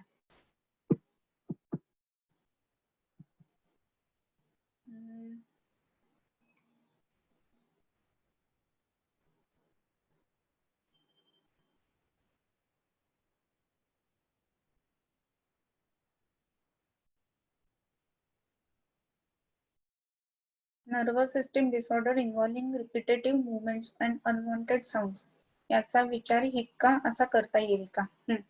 वेगवेगळे जे सिंड्रोम्स सांगितलेले असतात ना तर असे जो सिंड्रोम शोधतो ना त्याचं नाव दिलेलं असतं. त्याच्या वेगवेगळ्या सिंड्रोमचा आपल्याला असं वाटतं की बापरे हा सिंड्रोम तो सिंड्रोम, तर कलेक्टिव्ह जे आहेत ना काय म्हणतो आपण नाव लक्षणं त्याची तर ही बघायला पाहिजे. तर नर्वस सिस्टीमशी रिलेटेड आहे आणि अनवॉन्टेड साऊंड्स आणि रिपीटेटिव्ह मुवमेंट्स असं त्याच्यामध्ये दिसतंय. तर वातव्याधीच्या अनुषंगाने ह्याच्याकडे आपण बघू शकतो आणि हिक्केचा विचार आपल्याला त्याच्यामध्ये करता येईल, पण तो हिक्का सारखा साऊंड असेल तर त्याच्यामध्ये अनवॉन्टेड साऊंड कशा पद्धतीचे आहेत ते सुद्धा आपल्याला बघायला पाहिजे. औषधं देत असताना किंवा ह्याच्यामध्ये कंपवातासारखा सुद्धा विचार करायला पाहिजे. त्याच्यामध्ये वातकुलांतक रस जे औषध आहे ना तर त्याचा चांगला उपयोग ह्याच्यामध्ये होईल. विशेष करून रसपाचक प्लस वातकुलांतक रस असं वापरावं. त्याच्यानंतर हे सिंड्रोम्स किंवा वेगवेगळे जे नर्वस डिसऑर्डर्स असतात तर त्याच्यामध्ये विषांचा किंवा दूषी विषांचा विचार विशेष करून व्हायला पाहिजे. सो हा नर्वस टिश्यू तयार कशातनं होतो असा एकदा सरांचा आणि महाराजांचा विषय झालेला होता. तर त्याच्यामध्ये असं सांगितलेलं होतं की आपण मज्जा म्हणून त्याच्याकडे बघतो आणि त्या पद्धतीनं आपण औषधं देण्यासाठी म्हणून मज्जेच्या दृष्टीने विचार करत असतो. परंतु प्रत्येक वेळेला आपण असं बघतो की जर का तिथे ब्लड सप्लाय चांगला नसेल तर तिथे नर्वस रिजनरेशन किंवा नवीन तिथे हे तयार होत नसतात. एखादा कट झालं समजा एखाद्या एरियामध्ये काहीतरी लागलं आणि वुंड झाले कट झालाय असं जेव्हा जेव्हा होतं ना तर तेव्हा तिथे जेव्हा ब्लीड करतो आपण रॉ एरिया फॉर्म करतो त्यावेळेला त्या गोष्टी जुळून येतात आणि मग ते फायबर्स वगैरे असतात ते सगळे तिथे तयार व्हायला लागतात. तर त्या दृष्टीने विचार असा करायला पाहिजे की तिथे नवीन रक्त चांगल्या पद्धतीनं पोचलं पाहिजे आणि मग तिथे चांगल्या पद्धतीचं नर्वस टिश्यू तयार व्हायला लागतं. सो त्या दृष्टीने सहस्रपुटी अभ्रक रक्तपाचक आणि त्याच्यामध्ये हे दूषी विषारी अगद असं जर का दिलं गेलं ना तर नर्वस टिश्यू चांगलं होण्यासाठी मदत होत असते. त्याच्या बरोबरीने शरीरामधलं विकृत पित्त जे आहे तर ते श्रवण व्हावं मज्जेच्या दृष्टीने, कारण या पित्तधरा सायव मज्जाधरा कला असं म्हटलेलं आहे. त्या दृष्टीने आपण हे जेव्हा बघतो ना तर त्यावेळेला पित्त श्रवण होण्यासाठी म्हणून पित्त मूल्याधी कशा जो आहे ना तर त्याचाही परिणाम ह्याच्यामध्ये चांगला येईल असं वाटतं. त्याच्या बरोबरीनं बांबूच्या तेलाचं नस्य असं दिलं तर हे जे मुवमेंट्स वगैरे जे असतात ना अनकंट्रोल या गोष्टी कमी होऊ शकतात. वोकल कॉर्ड किंवा लॅरेंजियल पाल्सी मध्ये महती हिक्केचा विचार करू शकतो का? करू शकतो नक्कीच बरं का, चांगला विचार आहे हा. कसं आहे की आपण बघितलं की प्राण अन्न आणि उदक आणि तालू आणि क्लोम हे उदक व स्रोतसाची मूलस्थान तर त्याच्यामध्ये लॅरिंग्स मध्ये विकृती असताना किंवा कॉर्ड पाल्सी असताना अशा पद्धतीची उचकी येत असते बऱ्याच वेळेला. तर त्याचा विचार जो आहे ना तर तो आपण महती हिक्केचा संदर्भात करू शकतो. आणि त्याच्यामध्ये ही पाल्सी ह्या कारणांमुळे म्हणजे तिथे जर का एखादा ट्युमर वगैरे असेल ह्या कारणांनी झाली असेल ना तर टिपिकली जो आवाज येतो ना तो ह्या महती हिक्केसारखा येतो. तुम्ही पेशंट जर कधी बघितला असेल किंवा ऐकला असेल तर निश्चित ते तुम्हाला जाणवेल. मग इथे औषधं कशी द्यावीत आणि काय द्यावीत, तर सगळ्यात महत्वाची गोष्ट म्हणजे दोन्ही बाजूला लॅरिंगच्या साईडला 4-4 जळवा म्हणजे 8 जळवा एका वेळेला वगैरे अशा पद्धतीने लावायला पाहिजेत. तर ती पाल्सी आपण जे आता म्हणलो की ब्लड लेटिंग झाल्यानंतर तिथे नवीन रक्तपुरवठा यायला लागतो आणि मग नवीन न्यूरॉन्स किंवा नवीन नर्व टिश्यू तिथे तयार होण्याच्या दृष्टीने मदत होत असते. सो त्याचा एक विचार करायला पाहिजे. त्याच्यानंतर इथे हे अधिष्ठान स्वरयंत्र म्हणून बिघडलेलं आहे. परंतु त्याचा आवाज जो आहे ना तो परेवाणीतून चांगला आहे की नाही हे एक बघायला पाहिजे. म्हणजेच काय तर परावाणी जर चांगली असेल म्हणजे त्याचा विचार आणि त्याचं बोलणं हे जर कोऑर्डिनेट होत असेल ना तर त्याचा अर्थ असा आहे की शरीरातली बुद्धी जी आहे ती स्थिर आहे म्हणून. तिथे जर विकृती आलेली असेल ना तर हे लास्टला जसं आपण म्हंटलो की बाकीच्या गोष्टी ह्याच्यामध्ये आलेलं होतं ना स्मृती संज्ञांच्या उष्णते, तर ह्या गोष्टी तर नाही येत ना हे आपण बघून घ्यायला पाहिजे. तसं जर असेल तर मग सुवर्णयुक्त सारस्वतारिष्टासारखं औषध वगैरे ह्याही गोष्टी तिथे आपण वापरू शकतो. याच्या व्यतिरिक्त एक महत्वाची गोष्ट जी आहे ना ती सहस्रकोटी अभ्रक ह्याही ठिकाणी घसा रक्ताशय असं म्हणून वापरायला पाहिजे. तर त्याचा चांगला येईल परिणाम. आणखीन एक वेगळा विचार करून अशाच एका पेशंटला दिलेलं होतं. एक गाणारी एक हे होते म्हणजे काय गायिका होती आपल्याकडे पेशंट म्हणून येत होती आणि तिला सांगितलेलं होतं की तुला व्होकल कॉर्डची थोडी पाल्सी बसलेली आहे आणि आता वर्षभर गाऊ नको वगैरे. तर व्होकल कॉर्ड पाल्सी आणि तिचा जर का हे काय म्हणतो प्रोफेशन तिचं गाण्याचं असेल आणि तिने वर्षभर गायचं नाही तर मग ते भयंकरच अवघड तिच्यासाठी होतं. मग त्यावेळेला कशामुळे हे झालं असेल ह्याचाही विचार करायला पाहिजे बरं का. मग त्याच्यामध्ये ओव्हर युसेज असं ज्याला म्हणतो ना एकांतिक वातप्रकोप तर त्याच्यामुळे सुद्धा होतं. कारण वाताच्या हे जे आहे ना तेन भाषित गीतादी विशेष प्रवर्क्षते हे उदानाच्या बाबतीमध्ये सांगितलेलं आहे. आणि उदानो बलमुच्यते असंही सूत्र आलंय. विशेषात जीवित प्राण हा उदानो बलमुच्यते. सो पुन्हा पुन्हा बोलणं पुन्हा पुन्हा खूप जास्त प्रमाणामध्ये गाणं आणि त्याला त्या मानाने विश्रांती न देणं असं जर का झालं असेल ना तर ती पाल्सी त्याही कारणामुळे होऊ शकतो. सो म्हणजेच काय तर तिथला जो मसल आहे तर त्याच्यामध्ये विकृती येणं नर्वच्या सोबत. मग असं विचार करत असताना काय केलेलं होता तर त्याच्यामध्ये पोटामध्ये रसपाचक आणि अंगमर्द प्रशमन असं दिलेलं होतं. त्याच्यानंतर गुळण्या करायला देताना तिथे अंगमर्द प्रशमनाचा काढा करून गुळण्या करायला दिलेल्या होत्या. आणखीन एक महत्वाची गोष्ट म्हणजे असा जो पेशंट असतो की ज्याला आवाजात करू नको शांत बस असं सांगितलेलं असतं पण त्याला बोलायची इच्छा होत असते. तर त्या दृष्टीने तिथे कल्याण कावलेह मनाबरोबर असं जर का दिलं ना तर मन शांत राहणं वगैरे ह्या गोष्टींसाठी त्याचा उपयोग होत असतो. आणि ज्या स्त्रीला 1 वर्षभर गाऊ नको सांगितलेलं होतं ना तिचं 1.5 महिन्यामध्ये ते नॉर्मल झालं पाल्सी पुन्हा ते स्कोपी वगैरे केल्यानंतर आणि मग ती पुन्हा गायला लागली. तर एवढा लवकर रिझल्ट येऊ शकतात. फक्त रेस्ट एवढी एकच गोष्ट तिथे करायला पाहिजे असं नाहीये. ह्या बाकीच्या दृष्टीने आपण औषधं देऊ शकत असतो. आणखीन मग बाकी वजन कसं आहे वगैरे ह्याही गोष्टी बघायला पाहिजेत. गाणारे लोक जे असतात ना तर तुम्ही जर बघितले ना तर मेदोसार किंवा थोडेसे मेदाकडे झुकणारे असे हे पेशंट असतात आणि त्यांच्या आवाजामध्ये तो गोडवा असतो. शुक्राचा आवाज जो असतो ना तो थोडासा गंभीर असतो. वेगवेगळ्या पद्धतीचे आवाज असतात बरं का. म्हणजे सारथीच्या लक्षणांमध्ये वेगवेगळे आवाज आलेत. तर तो पण एक होमवर्क मस्तपैकी करा तुम्ही. एकदा आपण दवाखान्यात करून घेतलेला होता मला वाटतं की मेदसाराच्या व्यक्तीचा आवाज वेगळा असतो, शुक्रसाराच्या व्यक्तीचा आवाज वेगळा असतो, रक्तसाराच्या व्यक्तीचा आवाज वेगळा असतो. सो आवाजावरनं फक्त फोनवरनं सुद्धा पेशंट आपल्याला ओळखता येतात बऱ्याचदा की हा कसा पेशंट असेल. तर हे जे गणित आहे ना तर हे सारामधनं आपल्याला जमत असतं. त्याच्यानंतर अजून एक प्रश्न आहे की लिव्हर डिसऑर्डर मध्ये हिक्का येते असे दिसते. मग त्यात कसा विचार करावा. हिक्का प्रकार आणि चिकित्सा विचार स्पेसिफाय अल्कोहोलिक लिव्हर डिसीजेस मध्ये आपण आताच बोललो की वेगवेगळ्या कारणांनी हिक्का उत्पन्न होत असते. सो ही जी हिक्का उत्पन्न होते तर त्याचं मुख्य कारण जर का ह्या पद्धतीचं असेल की लिव्हर डिसऑर्डर आहे किंवा आतमध्ये काय म्हणतो आपण हिपॅटिक फेल्युअर आहे किंवा दुसरी गोष्ट म्हणजे काही वेळेला त्याच्यामध्ये काय म्हणतो आपण सूज हिपॅटायटिस बसलेला आहे, सूज आलेली आहे. तर अशा वेगवेगळ्या ज्या काही गोष्टी असतात तर त्याच्याशी रिलेटेड जेव्हा आहे ना तर मूळ चिकित्सा जी आहे ती यकृताला धरून द्यावीच लागते. नाही असं नाहीये. कारण की यकृत ही सर्वात मोठी शरीरातली मोठा अवयव आहे वजनाने सुद्धा आणि ग्लँड्युलर स्ट्रक्चर म्हणून सुद्धा. पूर्ण शरीरामध्ये आमाशयामध्ये किंवा अन्न व स्रोतसामध्ये उत्तम पचनाच्या दृष्टीने म्हणून ज्या काही गोष्टी आहेत ना, तर त्याच्यामध्ये आपण यकृताला बघावं लागतं. आणि म्हणूनच कामला हा एक वेगळा व्याधी वर्णन केलेला आहे, न की फक्त गृहिणी वगैरे सांगितलेला आहे, बरोबर. तर त्या दृष्टीने कामलेचा विचार करायला लागतं. आणि कामलेच्या विचारात ना मग तिथे फलत्रिकादी वापरणं किंवा रसाभ्र गुळगुळ वापरणं किंवा हे जे आलेले वातकुलांतक रस वापरणं, ह्या गोष्टी करायला पाहिजेत.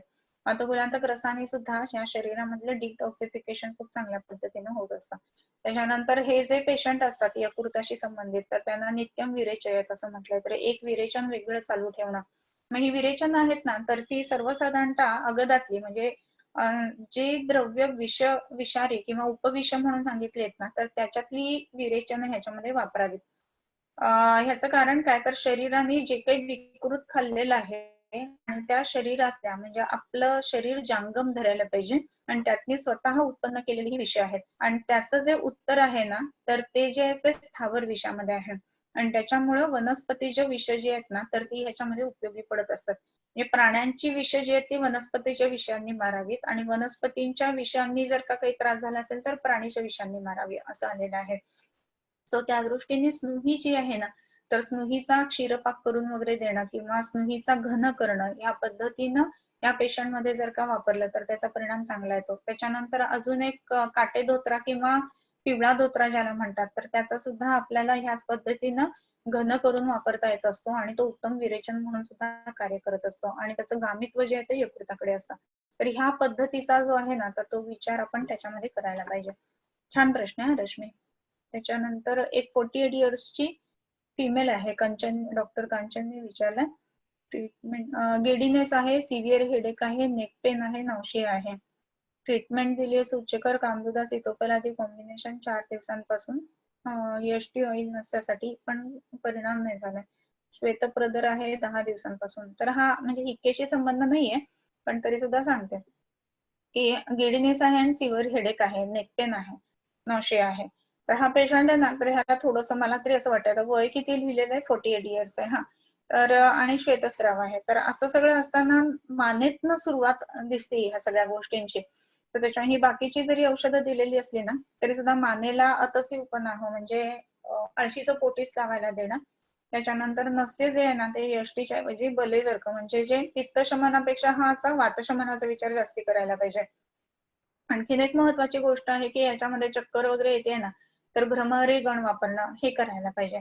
त्याच्यानंतर उजव्या कानामध्ये जर का आल्याचा रस घातला ना, तर डोकं दुखायचं थांबायला लागतं उत्तम पद्धतीनं. आल्याचा रस काढायचा, रुमालातनं पिळायचा, गाळून घ्यायचा आणि तो 4 थेंब साधारणपणे उजव्या कानामध्ये टाकायचा आणि मग थोड्या वेळाने खोबरेल तेल जे असतं ना, ते कडकडीत गरम करून साधं म्हणजे रूम टेम्परेचरला आणून ते टाकायचं. असं केल्यानंतर मग ते हेडेक वगैरे पण कमी येत असतं. या पद्धतीने आपल्याला वापरता येईल हे. त्याच्यानंतर विचारलंय की उद्गार आपली ही आहे ना उमा म्हणून, डॉक्टर उमा, तर ती रोज एक वनस्पती ग्रुपवरती टाकत असते बरं का. जर हे गुरुकुलच्या ग्रुपमध्ये सुद्धा इंटरेस्ट असेल तर तिकडे टाकत चला, आयडेंटिफिकेशन साठी पण. आणि त्याच्यामध्ये ही काटेदोत्रा टाकलेली होती, स्वर्णक्षिरी ज्याला आपण म्हणतो ते. तर ह्या पद्धतीच्या वनस्पती पण रोज बघत गेलो ना, जरी आपल्याला माहिती असली ना, तरी रिव्हिजन होत जाते आणि त्या बघून बघून मग आपल्याला समजायला लागतं की अरे ही वनस्पती वापरायची किंवा त्याचं काहीतरी माहिती आलेली असते त्याच्यासोबत, मग ती वाचली जाते. मग ह्या दृष्टीने ते अभ्यास आपण त्याचा करायला पाहिजे. सो हिक्केमध्ये वरचे वर स्वरविकृती दिसते, तर स्वरावर जाणारी औषधं देऊ शकतो का? छान प्रश्न. तर हिक्केमध्ये स्वरविकृती दिसते तर वापरायची का? तर वापरू शकतो. आणि जर का स्वर विकृती येत असेल तर स्वरावर जाणारी औषधं वापरावीत. परंतु आवाज पुन्हा पुन्हा जर बसत असेल ना, तर त्याचं एक मुख्य कारण असं असतं की ते राजयक्ष्माकडे जाणारी गोष्ट असते आणि त्याच्यामुळे त्या स्वरसादाला आपण राजयक्ष्म्यातनं बघायला पाहिजे. एकादश रूप राजयक्ष्मा जो सांगितलेला आहे ना, तर त्याच्यामध्ये स्वरसाद आलेले आहे लक्षण. सो त्याचा विचार राजयक्ष्म्यातनं करावा असं मला तरी वाटतं. नंतर डॉक्टर पूजाने विचारलेलं आहे की round elevated itchy blackish patches over growing region since 1.5 months. I diagnosed as Dadru and started treatment with Mahamanjeshtadi Arogya Vardhini. Due to lockdown, was possible patient to get it. Okay. Patient is continuously taking medicine with a proper diet and hygiene maintained. Still no effect. What should I do? Okay. Blackish patches आहेत आणि round आहेत आणि ते दद्रूच्या संदर्भामध्येच असणार आहेत. त्याच्यानंतर वय 24 आहे, लहान आहे खरं म्हणजे, परंतु खाणं पिणं काय आहे ते तिने लिहिलं आहे की तो व्यवस्थित घेतो, परंतु क्लेद उत्पन्न करणारा आहार इथे बंद करायला हवा, सगळ्यात महत्वाची गोष्ट. त्याच्यानंतर अंडर गार्मेंट जे आहेत ना, दिवसातनं 2 वेळेला चेंज करायला हवेत, कारण आताचा जो सीझन आहे त्याच्यामध्ये घाम येण्याची शक्यता खूप जास्त असते. आणि ह्याचा विचार जर का ते जात नसेल ना जास्त करून तर 1.5 महिन्यापासून, तर मग प्रमेहातनं करायला पाहिजे. कारण प्रमेहामध्ये अशा पद्धतीच्या वेगवेगळ्या गोष्टी उत्पन्न होतात, म्हणजे त्वचेवरचे पॅचेस वगैरे जे आहेत ते. सो प्रमेहातली औषधं वापरणं, पोटामध्ये औषधं देत असताना चंद्रप्रभा देणं, त्याच्यानंतर मेदोपाचक देणं, रसपाचक देणं, त्याच्यानंतर प्रमेहमीर तेल जे आलेलं ते संपूर्ण अंगाला लावायला सांगणं, अशा गोष्टी केल्या ना तर मग स्किनचे पॅचेस जे असतात ते लवकर जातात. जरी वय कमी असलं ना तरी सुद्धा वय आणि वजन या 2 गोष्टी बघायला पाहिजेत, आणि स्ट्रेस किती आहे हे सुद्धा बघायला पाहिजे. स्ट्रेस जर जास्त असेल ना तर ती प्रवृत्ती जी असते ती प्रमेहाकडे झुकत असते. सो त्या दृष्टीने याचा विचार करायला पाहिजे. रोजच्या रोज हिक्का येते हे कशामुळे असं विचारलंय. रोज हिक्का नाही यायला पाहिजे बरं का, म्हणजे कधीतरी तिखट खाल्लं म्हणून किंवा काहीतरी विशिष्ट अन्नाबरोबर खाल्लं म्हणून असं जर असेल तर ती येणं ठीक आहे, परंतु रोज डेली रुटीन मध्ये जर हिक्का येत असेल ना तर ते लक्षण काही हे नाहीये. याचा अर्थ काय माहितीये का, एकतर स्ट्रेस मध्ये जेवण होत आहे, किंवा दुसरी गोष्ट खूप जास्त तिखट खाल्लं जात आहे, किंवा जेवत असताना दुसरीकडे कुठेतरी लक्ष आहे. म्हणजे वाताची गती प्राकृत नसेल ना तरच ही गोष्ट होणार, अदरवाईज नाही व्हायला पाहिजे नॉर्मली. आणि तसं जर होत असेल ना तर जेवणाची पद्धत जी आहे तर त्याच्याकडे व्यवस्थित लक्ष द्यायला हवं. आणि आता समजा असं तरीही होतंय तर औषध काय द्यायचं असं जर असेल ना तर त्याच्यामध्ये विश्व तेल आहे ना तर त्याचं नाभीपुरण करायला पाहिजे, म्हणजे आल्याचा रस काढून त्याचं तेल सिद्ध करायचं, त्याचं नाभीपुरण करायचं, म्हणजे मग वायूची गती चांगली राहायला लागते.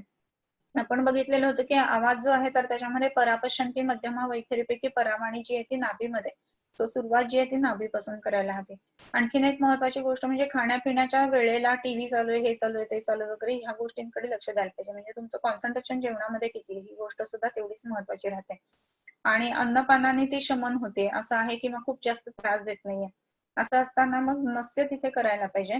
आणि एखादं बुद्धिमेधावर्धक अशा पद्धतीचं सारस्वतारिष्ट किंवा सुवर्ण सारस्वतारिष्ट असं घ्यायला पाहिजे. असं जर घेतलं गेलं ना तर मग ही रोजची येणारी हिक्का जी आहे ती थांबायला हवी, पण रोज हिक्का येणं ही काही गोष्ट चांगली नाही. तो काही श्वास नाही हो, रोज घेतो आणि सोडतोय असं. त्याच्यानंतर हिक्का आणि श्वास आणि कास हे मज्जागत ज्वर मध्ये सांगितले आहेत, त्याचा विचार कसा करावा. मज्जागत ज्वराचं लक्षण म्हणून हिक्का, श्वास आणि कास हे आलेले आहेत. तर मग असं जर का असेल ना तर मज्जागत ज्वर हेच निदान करून औषधं द्यायला पाहिजेत.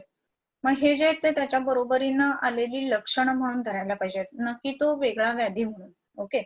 आणि मग मज्जागत ज्वर तसेही बरं करण्याच्या दृष्टीने कठीण आहेत, साध्या साध्यत्वाच्या दृष्टीने असं जेव्हा आपण बघतो तर ही लक्षणं श्वास आणि हिक्का जी आहेत ना ते हिदमा आता जसं बघितलं त्याप्रमाणे तथा तौही मृत्यूकाले कृताला जेऊ अशी आहेत, तर ते औषध देताना त्या पद्धतीनं प्रत्याख्यान करून चिकित्सा द्यायला पाहिजे. मज्जागत ज्वर जो आहे तो धातुगतत्वाच्या दृष्टीने विचार करायला पाहिजे. मग तिथे आपण जो बघितलेले होते ना काही विशिष्ट औषधं की भैषज रत्नावलीमध्ये ह्याची खूप चांगली औषधं मिळतात, तर त्याच्यामध्ये ज्वरनाग मयूर, ज्वर भैरव रस किंवा रसाभ्र गुकुळ ह्या गोष्टींचा वापर करायला पाहिजे. आणखीन संपूर्ण अंगाला लावण्यासाठी एक किरातादी तेल म्हणून आलेलं आहे, पुढच्या भैषज रत्नावलीमध्येच आहे, तर ते लावायला पाहिजे. ह्या पद्धतीनं जर केलं ना तर धातुगत ज्वरांमध्ये त्याचा विचार या पद्धतीने करायला पाहिजे. पण हिक्का श्वास आणि कास आहे म्हणून हिक्का श्वास कासाची चिकित्सा करायला पाहिजे असं नव्हे, परंतु उपद्रव जर बलवंतम असं असेल तर त्याची प्रथम चिकित्सा करावी असावे. म्हणजे मज्जागत ज्वर आहे आणि श्वास लावलाय तर पहिले श्वासाची चिकित्सा करायला पाहिजे. तर त्याचा विचार जो आहे ना हा म्हणजे कास, श्वास आणि हिक्का हे लक्षण स्वरूप धरायला पाहिजे, मुख्य म्हणजे हा मुख्य विचार झाला त्याच्यामधला. लहान बाळांमध्ये दिसणारी हिक्काचा विचार कसा वेगळा करावा का, छान प्रश्न आहे हा, गोड प्रश्न आहे. छोटी मुलं असतात ना तर त्यांना म्हणजे बाळ बरं का अगदीच नुकतीच जन्मलेली तर त्यांना उचकी लागत असते, पण ती उचकी नाही म्हणत त्याला वाढती म्हणतात. तर ते का होत असतं तर त्यांचा एलिमेंटरी कॅनल खूप लहान असतो, श्वास नवीन नवीनच घेत असतात, पहिल्यांदा सगळ्या गोष्टी चाललेल्या असतात, आणि त्यावेळेला तो तो अवयव कार्यरत आहे हे दाखवण्यासाठी म्हणून ही वाढती लागत असते. वाढती म्हणजे भूक वाढते असं जुने लोक बोलतात. हे 3 शब्द हिक्केला वापरले जातात बरं का. जन्मल्यानंतर जी लागते ना ती वाढती, मधल्या काळामध्ये जी असते ती हिक्का किंवा उचकी, आणि हे जे 2 आहेत शेवटचे महती आणि गंभीरा, तर ह्या दोघांना आचके असा शब्द वापरला जातो बोली भाषेमध्ये. तर त्याच्यामुळं ही लहान मुलांची जी हिक्का असते ना तर त्याला काही चिकित्सा वेगळी द्यायची गरज नाही. तर त्याच्याने पेशंट म्हणजे नॉर्मली ती हळूहळू कमी येत असते. साधारण 1.5-2 महिन्याची मुलं झाली ना की मग ह्या गोष्टी कमी येत असतात. सो हे नॉर्मल आहे. जसं लहान बाळ जन्मल्यानंतर शिंकतो म्हणून काय त्याला लगेच सर्दी झालेली असते का? नसते.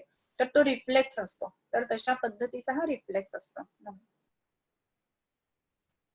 बलीन रुग्णाचा तमक श्वास सध्या सांगितला आहे. ओके. तर तमक श्वासाच्या प्रत्येक रुग्णाला अग्नी पाहून बलवर्धनासाठी चिकित्सा द्यावी का? अग्नी तर प्रत्येकच पेशंट मध्ये बघायलाच हवा. आणि दुसरी महत्वाची गोष्ट म्हणजे बलवर्धनाची जी चिकित्सा आहे ती ही प्रत्येक पेशंट मध्ये द्यायला पाहिजे. तमक श्वास आहे आणि बलिनो असं आलेलं होतं त्याच्यामध्ये. बलीन अशा रुग्णाला तमक श्वास असताना वगैरे अशा पद्धतीचं वर्णन आहे. परंतु बलवान रुग्णाचं बल आपल्याला नेहमीच वाढवायचं आहे. वजन या अर्थाने नाही बरं का, बल या अर्थाने म्हणजे व्याधी बल प्रतिरोधकत्व या अर्थाने. सो त्याच्यामुळं तिथे ज्या ज्या वेळेला आपण चिकित्सा थांबवतो ना त्यानंतर निदान आपल्याला व्याधी कमी करणारी जी रसायनं सांगितलीत ना व्याधी रसायनं तर ती आपण देऊ शकतो किंवा द्यायलाच हवी राहतात. आणि अग्नीचा विचार तर प्रत्येकच पेशंट मध्ये करायला पाहिजे असं आहे. 21 वर्षाची मुलगी है, उसको हमेशा स्नीजिंग रहता है, मोस्टली जब वो किचन में रहती है तब ज्यादा होता है, क्या करना चाहिए? अच्छा, किचन में रहती है, लड़की है, इसका मतलब वो अच्छा है. कुछ तो काम कर रही है ऐसा. दुसरी एक महत्वाची, अपार्ट फ्रॉम जोक, दुसरी महत्वाची गोष्ट म्हणजे किचन मध्ये मसाल्याचे पदार्थ बऱ्यापैकी वापरले जातात. काही वेळेला वेगवेगळ्या तेलांची ॲलर्जी असते किंवा त्याच्यामुळे असे रिॲक्शन्स येत असतात. तर कुठला तरी एक सिरियल होती ना त्याच्यामध्ये ते दाखवलेलं होतं बघा की तिला ते मोहरीच्या तेलाची ॲलर्जी असते आणि तो जो असतो त्याला मोहरीच्याच तेलात आवडत असतं वगैरे वगैरे काहीतरी. सो असं होऊ शकतं, नाही असं नाहीये. परंतु असं करत असताना ॲलर्जी हा एक आपण त्याच्यामधला मुख्य धागा असा पकडूया की रोजचं जेवण जे आहे ती जे घेते तर ते बनवताना सुद्धा जर का त्रास होत असेल ना तर ती गोष्ट त्रासदायक आहे. अर्थात आता कशा पद्धतीने करते किंवा छोट्या छोट्या गोष्टी आहेत बरं का, म्हणजे प्रॅक्टिकली सुद्धा बघायला लागतं. प्रत्येक वेळेला चिकित्सेच्या अँगलने बघायला पाहिजे असं नाहीये. म्हणून सांगितलं की आता ती 21 वर्षाची आहे तर तिला खूप कामाची सवय असेल किंवा नसेल. आणि मग जर का ती जाते आणि बनवताना आपण तिखट टाकताना असं भुरभुरून नाही टाकत, एकाच ठिकाणी टाकतो आणि मग ते मिक्स करतो. किंवा त्याच्यानंतर आता हिंग आहे तर हिंगाचा तर त्यांनी नाही शिंका येणार, परंतु इतर कुठला मसाला आहे तर मसाले टाकताना कशा पद्धतीने टाकते किंवा एका बरणीतनं दुसऱ्या बरणीत भरताना जर का असं असं टाकलं ना किंवा तुम्ही जर ते मिरची दळायची कांडप केंद्र असतात ना तिथे गेलो तर बाहेर सुद्धा ठसके लागतात. तर ह्या गोष्टी ठसका आणणाऱ्याच आहेत हेही लक्षात घ्यायला पाहिजे. परंतु किचन मध्ये गेल्या गेल्या जर हे नेहमीच होत असेल ना तर मग त्याचा विचार आपण ॲलर्जीच्या दृष्टिकोनातून करायला पाहिजे. मध्ये ते गृहहरितखंड वापरणं किंवा नित्यस्नेहन करणं किंवा नाकामध्ये हे जे आहे घृत जी सांगितले की कल्याणक घृत किंवा महापेशाचे घृत तर त्यांचं नस्य करायला देणं, त्याच्यानंतर गुळण्या करणं ह्या गोष्टी करायला पाहिजे. कारण की हायपर सेन्सिटिव्ह रिॲक्शन शरीराने देणं ही गोष्ट कधीच बरोबर नाही बरं का. सो नॉर्मल जी रिॲक्शन आहे ती द्यायला पाहिजे. त्याच्यानंतर 22 वर्षाची मेल आहे, हॅलो, पल्मनरी हायपरटेन्शन आहे. हॅलो, हा लास्ट आपण चालेल. ओके. आणि heart surgery for foramen ovale age of 2 years, श्वास प्रतिशय लक्षणे आहेत तर काय विचार करावा असं म्हटलं. तर फोरामेन ओव्हलचं सर्जरी झालेलं आहे आणि त्याच्यानंतर आता प्रतिशय आहे आणि इतर लक्षणं आहेत श्वास वगैरे. तर ह्या गोष्टी कसं आहे ना की पेटंट असणं म्हणजे फोरामेन ओव्हल तर असणारच आहे परंतु ते पेटंट राहणं पुढेही आफ्टर डिलिव्हरी तर ही गोष्ट नॉर्मल नाही असायला पाहिजे. आणि आता पल्मनरी हायपरटेन्शन आहे असं म्हटलंय तर मग त्याचं कारण काय आहे ते पण बघायला पाहिजे. मग त्या दृष्टीने ब्लीड होऊ नये म्हणून स्कोपी केली आहे का, इसोफेजियल व्हरायसिस आहे का, तर हेही बघायला पाहिजे. पल्मनरी हायपरटेन्शन होण्याचं खरं म्हणजे काही कारण नसतं बरं का, म्हणजे आता एवढ्या कमी एजला आणि 2 वर्षाचं असताना ह्या गोष्टी होऊन गेल्यात आणि श्वास प्रश्वासाची ही लक्षणं आहेत, असं जर नॉर्मल असेल तर मग त्याच्यामध्ये औषधं जी आपण देणार ना, त्याच्यामध्ये हृदयाला बल्य अशी चिकित्सा वापरू शकतो. तर त्याच्यामध्ये हृदबस्ती वापरणं, लाक्षादी तेलाचा, शक्य नसेल तर ऍटलीस्ट पिचू ठेवायला देणं. त्याच्यानंतर पोटामध्ये हे जे आहे ना प्लक्ष, ते उगाळून देणं. त्याच्याने उत्तम हृदबल्य असं काम होत असतं. त्याच्यानंतर कोष्ठ किंवा पुष्करमूळ जे आहे ना, तर ते सिचू बरोबर वापरणं, ह्या गोष्टी करायला पाहिजेत. म्हणजे दम लागणं, श्वास आणि प्रतिशाही ही लक्षणं कमी येत असतात. पण ही केस जर डिटेल पाठवली तर बेटर राहील, कारण पल्मनरी हायपरटेन्शन एवढ्या कमी वयामध्ये कुठल्या कारणाने आलं हे बघायला पाहिजे. कारण पल्मनरी हायपरटेन्शन येण्याचं मेन जे कारण असतं ना, तर त्याच्यामध्ये हिपॅटायटिस हे मेन कारण त्याच्यामध्ये बसत असतात. सो असं काही आहे का किंवा इतर त्याचे रिपोर्ट्स काय आहेत, ह्याही गोष्टी बघायला पाहिजेत. आणि दम लागतो आणि श्वासकास ही लक्षणात आणि फोरामेन ओव्हलची सर्जरी झाली, एवढ्या ह्या गोष्टींसाठी आपण एवढं आत्ताच केलं ना, पुष्करमूळ वापरणं, लक्ष पोटामध्ये देणं, लाक्षादी तेलाचा हृदबस्ती देणं, एवढं केलं तरी ह्या गोष्टी खरं म्हणजे कमी येतील असं. ओके, थांबूया. उद्या सेम टाइम परत. ओके.